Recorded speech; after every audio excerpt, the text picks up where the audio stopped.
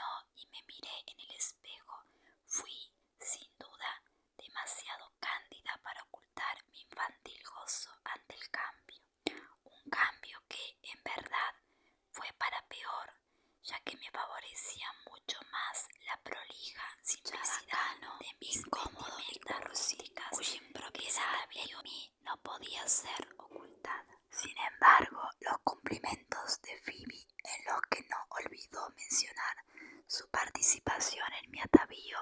ayudaron no poco a confirmar las primeras ideas que concebí acerca de mi persona. Dicho sin vanidad, era entonces tolerable como para justificar que yo gustase y quizás no esté fuera de lugar que os esbozo. Yo era alta, pero no demasiado para mi edad, que, como os dije anteriormente, era de apenas 15 años. Mi figura era esbelta y mi cintura fina, ligera y libre, sin deberle nada al corset. Mis cabellos eran de un brillante color castaño rojizo y caían junto a mi cuello en bucles suaves como la seda, ayudando no poco a destacar la blancura de una piel lisa. Mi cara era demasiado rubicunda, aunque de rasgos delicados y óvalo suave,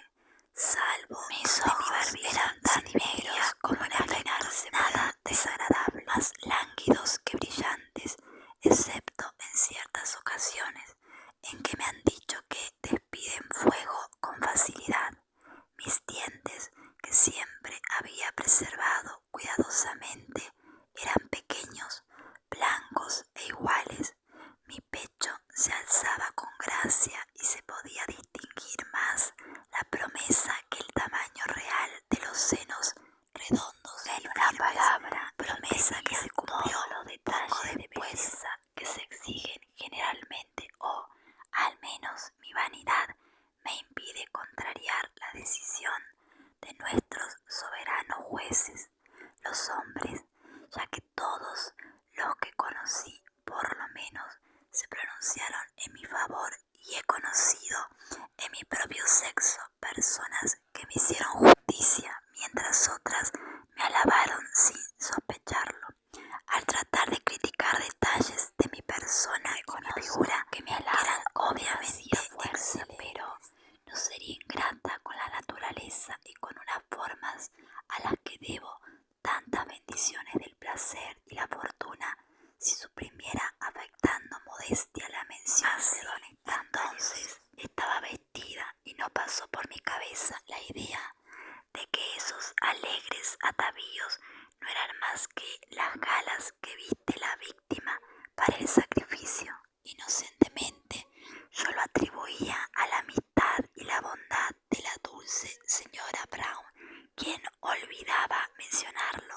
Fingiendo guardar mi dinero en lugar seguro,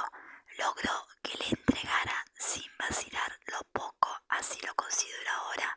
que me quedó después un rato muy agradable pasado frente al espejo, en el que poco me admiré a mí misma, ya que mi vestido se llevó la mejor parte. Fui enviada abajo al salón, donde la anciana me saludó y me deseó que disfrutara de mi vestido nuevo. No sintió vergüenza al decir que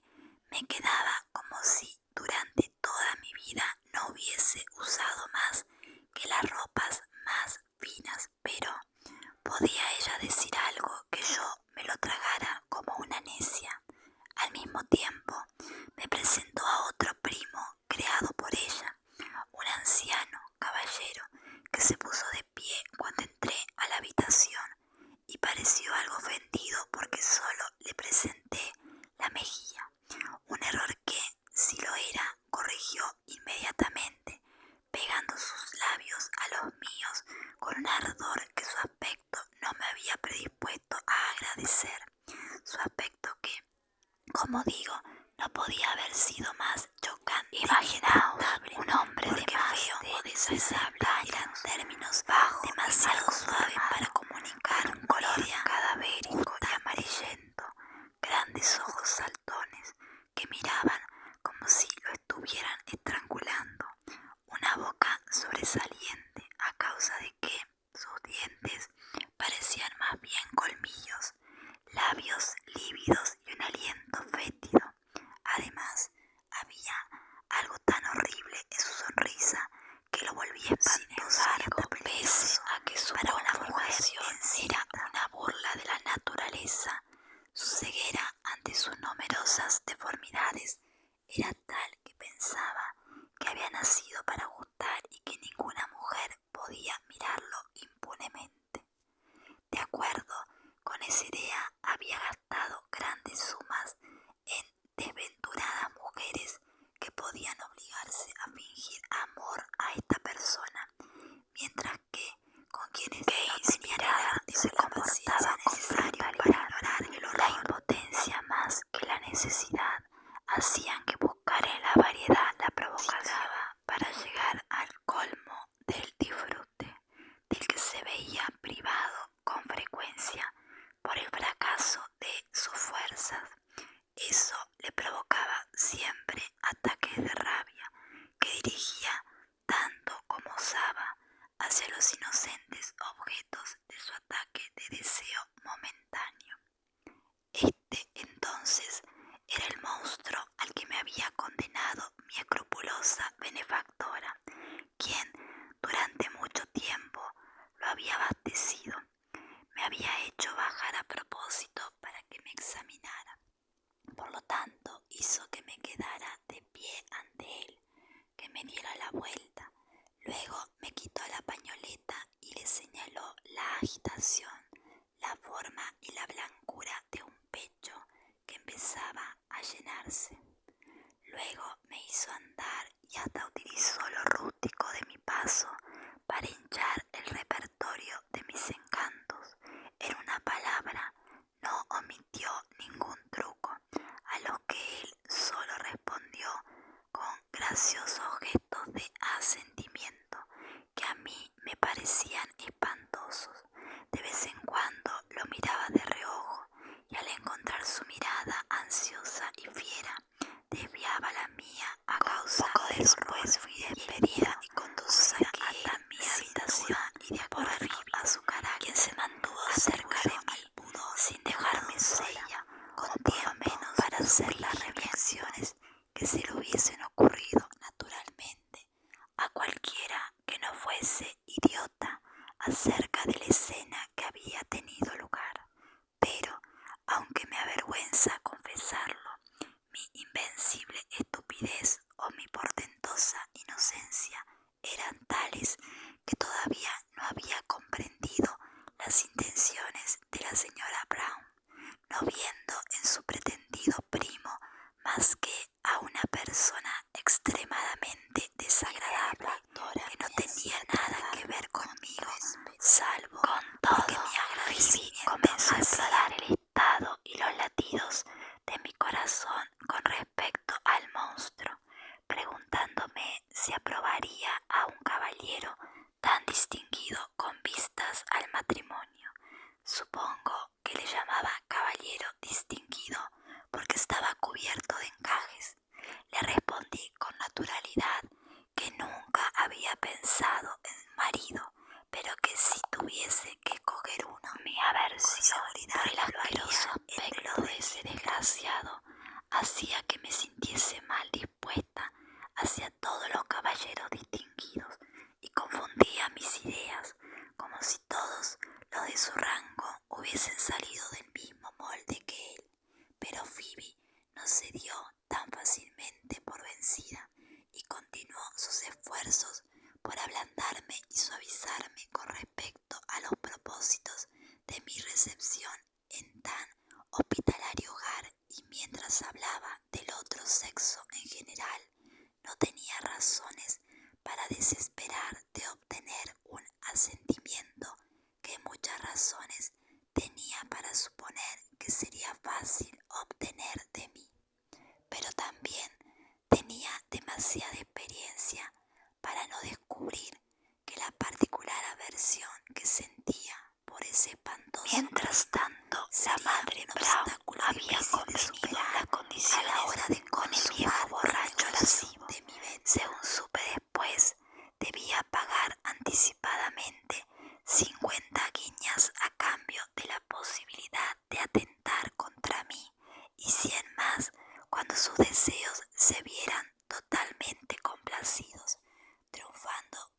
de mi virginidad. En cuanto a mí, quedaba enteramente a la merced de su complacencia y su generosidad. Habiéndose convenido este injusto contrato, se sintió tan ansioso de tomar posesión que insistió en tomar el té conmigo esa misma tarde, circunstancia en la que quedaríamos solos. No prestó atención a las advertencias de la intermediaria de que yo no estaba suficientemente preparada y madura para semejante ataque, de que era demasiado novata y salvaje, habiendo estado apenas 24 horas en su casa.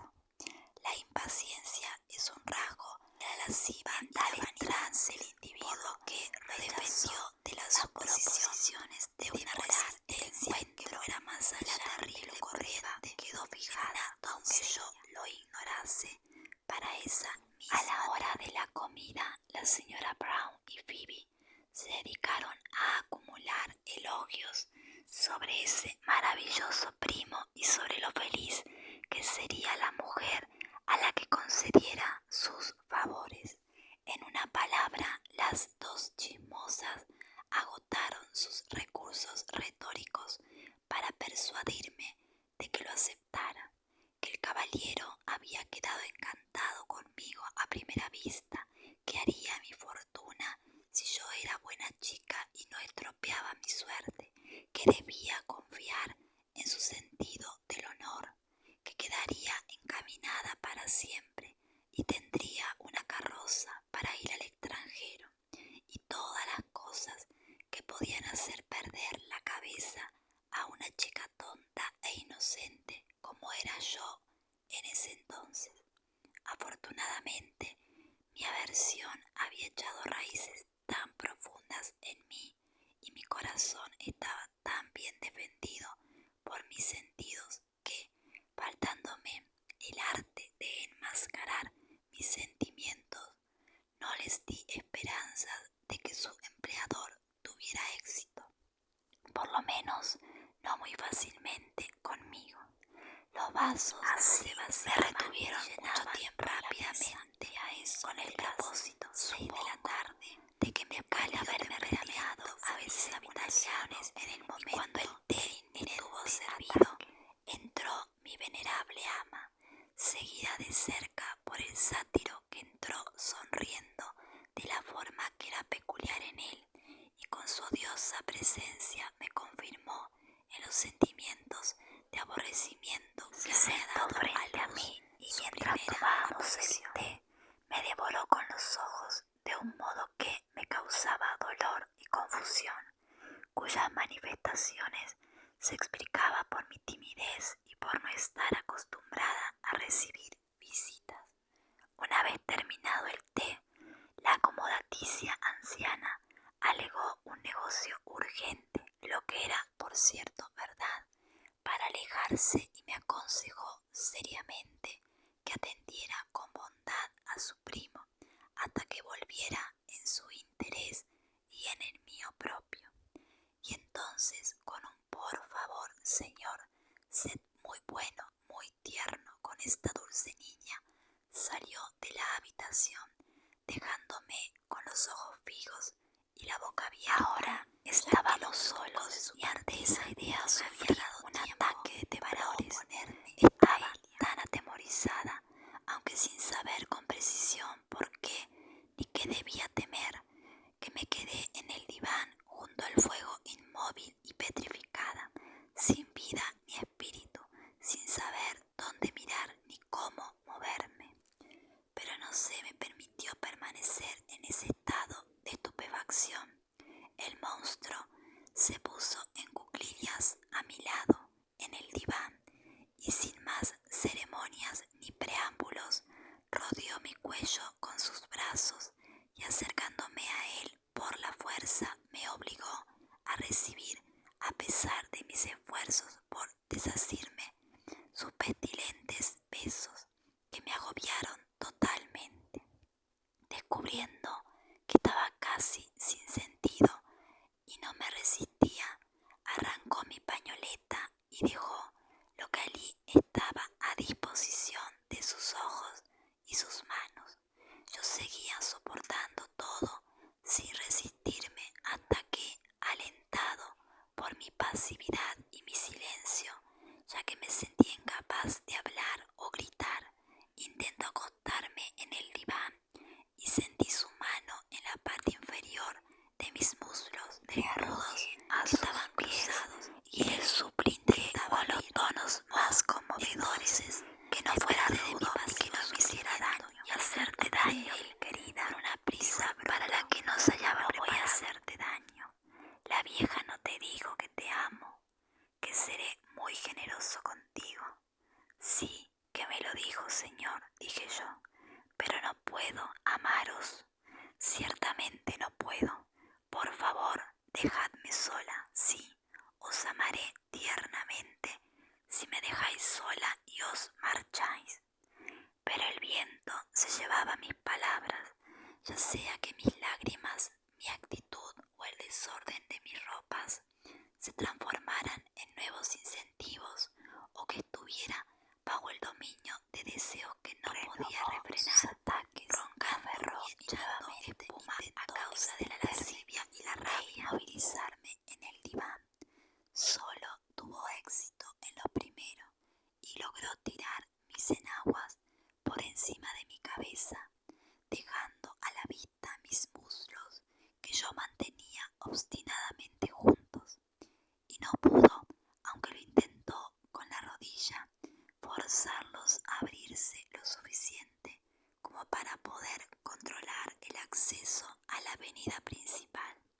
Se había desabotonado el chaleco y los calzones, pero solo sentí su peso sobre mí mientras yacía luchando, indignada y muriendo de miedo.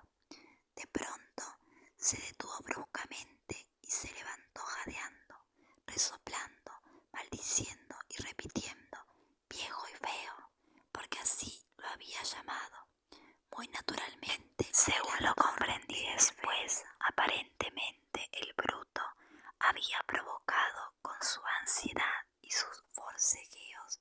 el período final de su ardiente paroxismo de lujuria, cuya potencia era demasiado breve como para cumplir enteramente su propósito, por lo que mis muslos y mi ropa interior recibieron la efusión. Cuando todo pasó, me invitó con un tono de desagrado a ponerme en pie, añadiendo que no me haría el honor de volver a pensar en mí, que la vieja bruja tendría que buscar otro crédulo, que él no sería engañado por el falso pudor de una campesina inglesa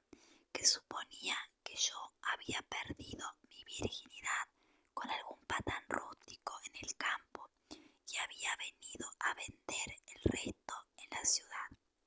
Una andanada de insultos que escuché con más placer que cualquier mujer enamorada la protesta de amor de su adorado amante,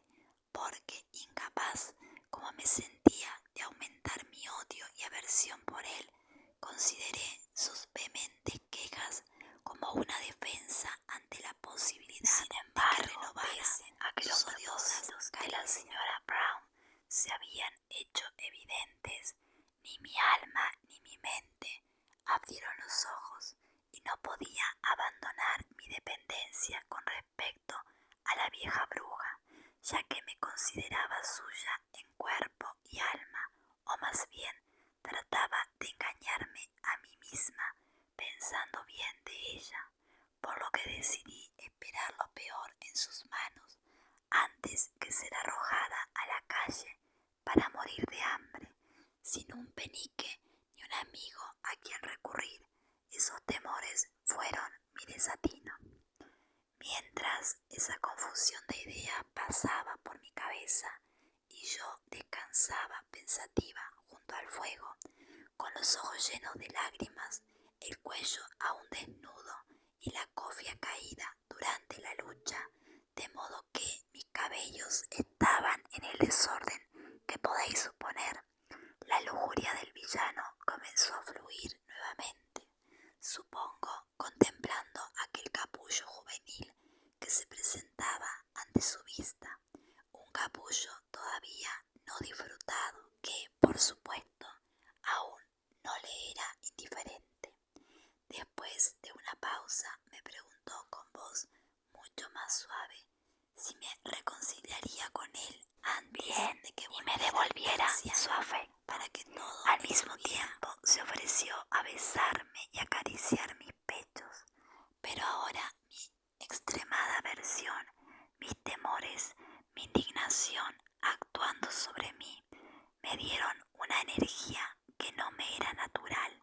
de modo que, soltándome de él, corrí hacia la campanilla y la hice sonar antes de que se diera cuenta, con tanta violencia y efecto que atrajo a la doncella para saber qué sucedía o si el caballero deseaba algo.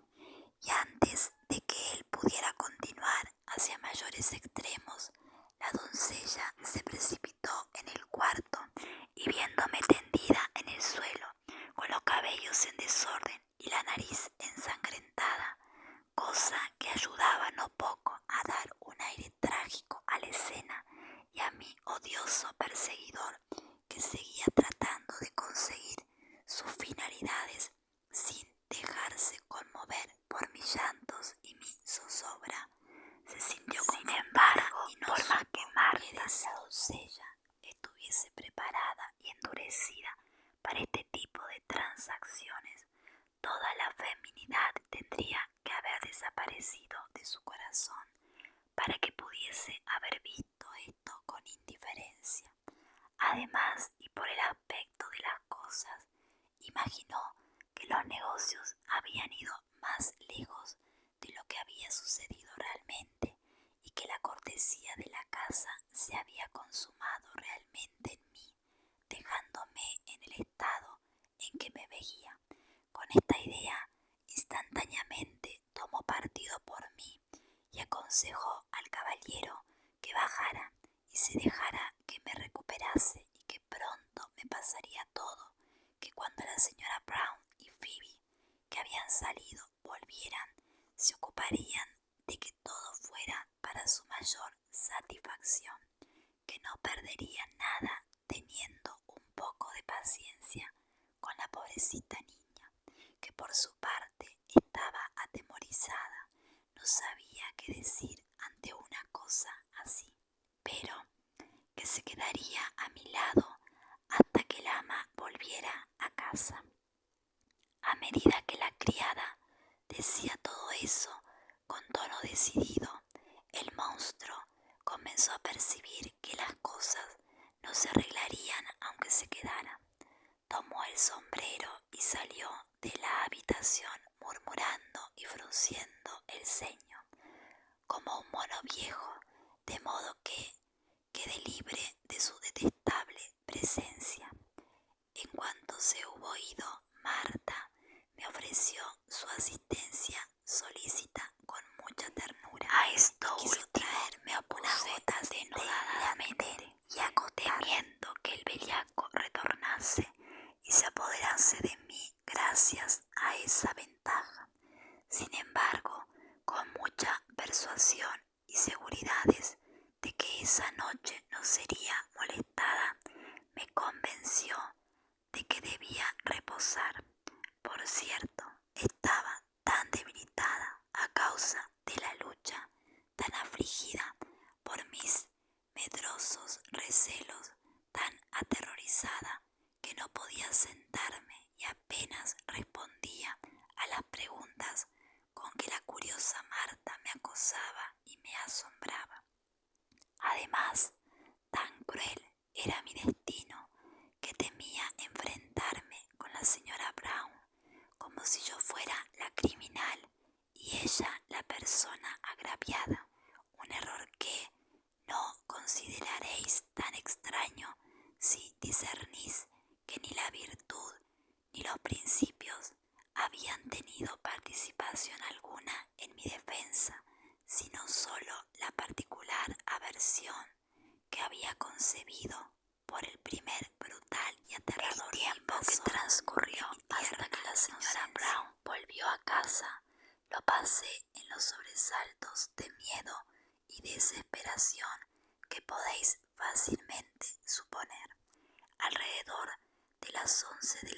noche mis dos señoras volvieron a casa y, habiendo recibido un informe bastante favorable de Marta, que había bajado corriendo a abrirles, ya que el señor Croft, así se llamaba mi bruto,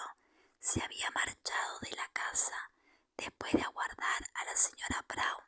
hasta que su paciencia se agotó,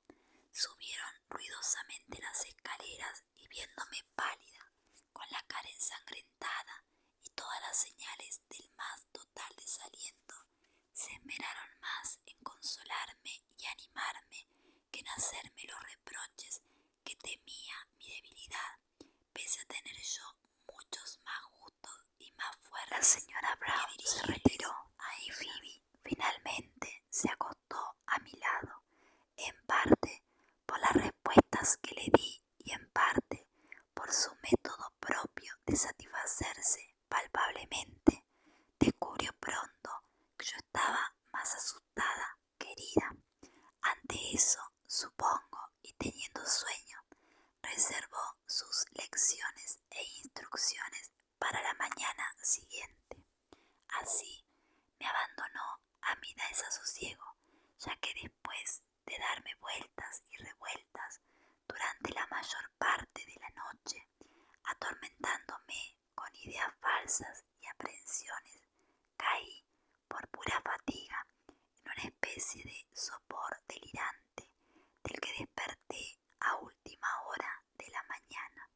con una fuerte fiebre, circunstancia decisiva para que quedase liberada al menos por un tiempo de los ataques de un miserable infinitamente más terrible. Los interesados cuidados que se me dispensaron durante mi enfermedad con la finalidad de ponerme nuevamente en condiciones de cumplir los compromisos de la alcahueta y soportar nuevas pruebas, tuvieron, sin embargo, un efecto tal en mi índole agradecida que hasta me sentí en deuda con quienes buscaban mi ruina, procurando mi restablecimiento, y, sobre todo, por mantener fuera de mi vista a ese brutal violador, el culpable de mi enfermedad, cuando descubrieron que sufría conmociones ante la mera mención de su nombre. La juventud se recupera pronto y unos pocos días fueron suficientes para vencer el furor de mi fiebre. Más contribuyó a mi perfecto restablecimiento y a mi reconciliación con la vida fue la oportuna noticia de que el señor Croft, que era un mercader con importantes negocios, había sido arrestado a petición del rey, con casi 40.000 libras de fianza, a causa de haber conducido un comercio de contrabando, que sus asuntos estaban en situación tan desesperada que aunque se sintiera inclinado a hacerlo, no dependía de su voluntad renovar sido instantáneamente arrojado en prisión. La señora Brown, que había cobrado sus 50 guineas tan inútilmente adelantadas, perdidas todas las esperanzas de las 100 restantes, empezó a contemplar con ojos más favorables la forma en que lo había tratado y cómo habían observado que mi temperamento era perfectamente dócil y se conformaba a sus opiniones. Todas las chicas que formaban su rebaño fueron autorizadas a visitarme y tuvieron su oportunidad de disponerme con sus conversaciones a que me entregara a la señora Brown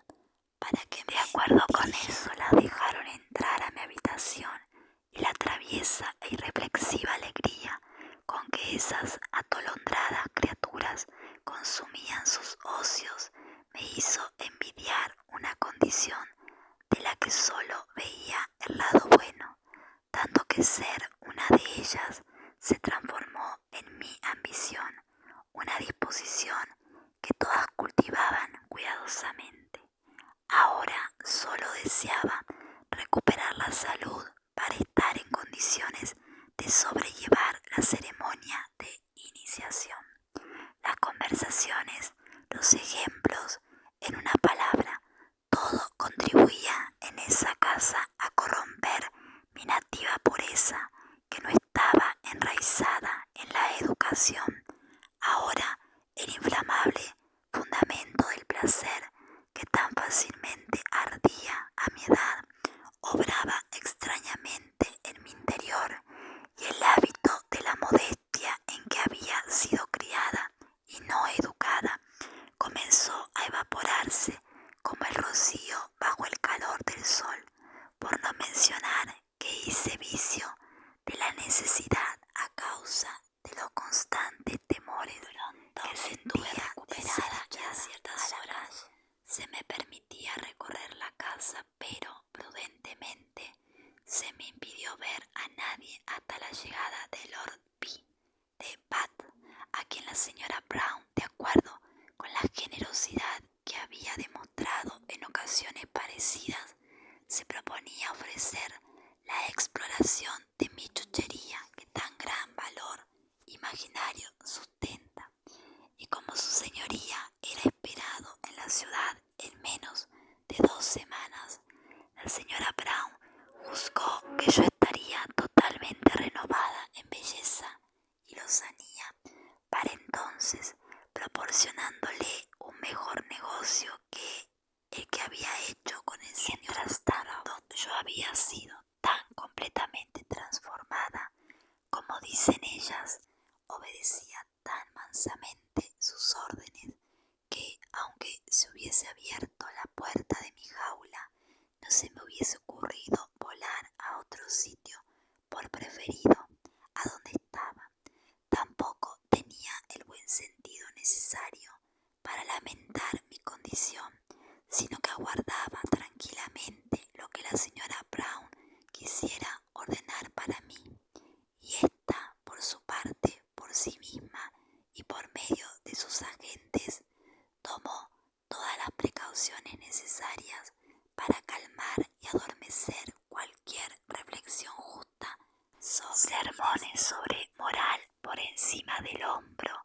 una vida de placer pintada con los colores más alegres,